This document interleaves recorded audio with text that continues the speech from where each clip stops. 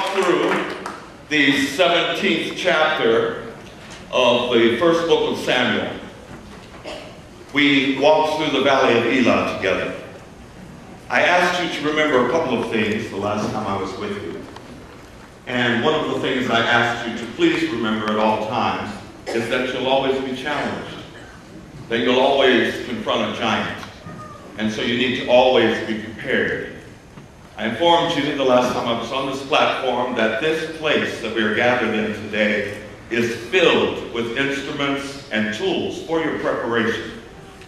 I said that a little boy went up against a giant, and he didn't go up with a spear or a sword. He didn't go up in the king's armor. He went up against that giant with what he had already practiced using before. And I asked you to look at your own life and to see which tools, which instruments have you practiced before and had success with before. I talked about this little boy David stooping beside a stream and picking out 5 smooth stones to go up against the giant that was in his life on that day in the valley of Elah. I likened the 5 smooth stones to 5 unity principles. And I asked you to get to know these principles, not only up here in your mind, but I asked if you would please get to know them by heart. Because when you are confronting your next giant, as some of you are today, you will need more than these 5 principles in your mind. You will need them in your heart, because as a person thinketh in their heart, so is their life experience. So while I was also asking you to recognize that you will not live a life without challenges, it's not the way things are set up, and it would do you no good to live a life without challenges. The time before I was here last, I asked you to understand that in the air conditioning and heating industry, that the heater or the air conditioner are always having to work, except when the temperature in the room arrives at about 72 degrees. And that in the heating and air conditioning business, this zone of 72 degrees or so, where the heater doesn't need to work to heat things up and the air conditioning doesn't need to work to cool things down, I ask you to know that that is called in that industry the comfort zone. But it's also called the dead zone. So I said that none of us will ever be allowed to be in a zone of comfort too long, because when we are in a zone of comfort, we are not inspired to grow. We are not inspired to learn. We are not inspired in any way to move. So the Valley of Elah is certainly not a comfort zone. And many of us in this room have faced our giants before. Some are facing them today. And those of us who are not facing them today will certainly be called upon to face them in days to come. So on the one hand, I was saying, always know that you will be challenged and have the tools necessary in your heart to meet those challenges. And at the same time, I was asking you to please believe with me that we are not waiting for heaven, because heaven has already arrived. I asked you to know that every day and every way, even when you are walking through the valley of Elah, even when you are challenged by the giant problems, the giant challenges that face you, that even though that is happening, you still haven't gotten outside of heaven. That it's impossible for any of you to ever get outside of heaven. In truth, we can get outside of heaven in our mind, but never in fact.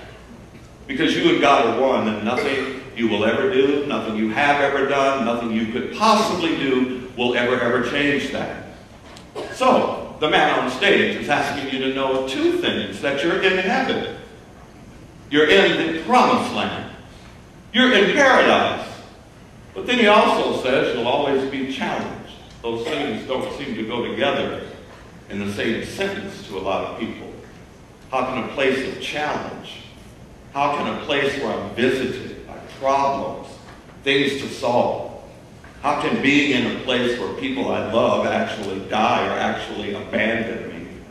How can I be in a place where I never know what my money's going to look like, do the right thing, invest in the right way, and realize I've invested with some shysters? It's not my fault. Now I'm suddenly facing the appearance of lack and limitation. There are 100,000 different challenges that we are to face. So how can I be asked to believe that in the land of challenge, in the valley of Elah, where I am time and time again called upon by the universe to face a giant. How can I call that paradise? Well, that's what paradise is. Paradise is not a comfort zone, because that would be a dead zone. Paradise is not a place you arrive at after you're all grown up, and there's nothing else for you to learn or to be encouraged by or strengthened by. Paradise is a place where there are challenges and where you are informed that you have everything necessary to meet those challenges and to overcome them one by one and name by name. I don't take a scripture as my reference this morning. I was born in 1951. We had a little black and white TV, and I was raised on two things primarily. One of those things was the teachings of the Pentecostal church, where we went to church 5 or 6 times a week, and we were taught the teachings of that church. And another thing I was raised on was 1950s television. Mainly Westerns, but I don't have a Western as my text this morning. My talk title this morning is taken from a series that took place about 4 years in a row in the 1950s called Adventures in Paradise. It always opened the same way. It showed a beautiful island. I don't know whether they filmed in Hawaii or Tahiti, but they showed a picture of absolute tranquility. They showed fish under the sea, floating in concert, swimming together in schools. Beautiful, beautiful foliage. And generally, the star of the show, whose name was Gardner McKay, playing a title role of a guy named Adam. Adam would be on the beach a lot of times in nothing but his little short shorts, all tanned and beautiful, laying back, calm, cool, collected, and obviously in his comfort zone. But let me tell you, if the episodes had never changed, if they had never moved, if the whole 30 minutes was nothing but Adam laying on the beach in comfort, it would have failed as a series. Because people did not tune in to that show, or any of the Westerns that I watched, to just see everything going hunky-dory, just the way everybody wanted it. We wanted to see them go through something, because we were going through something. As a colored boy in 1950, I was surrounded by my father and my mother and my relatives, often talking about what we as a people were going through.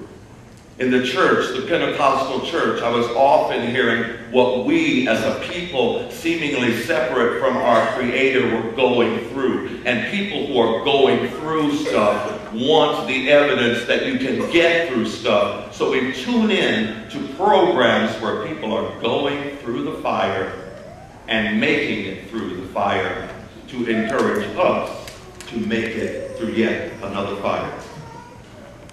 You know, regardless of what you're going through, regardless of what you may be required to go through, I ask that you, like little David, would know that you have already succeeded in making it through a whole lot else. When the king asked David, how is it that a little kid like you can think that you can go up against a giant? David said, I have some history. He said, I've taken down a bear. And I've taken down a lion when they came to get my father's sheep.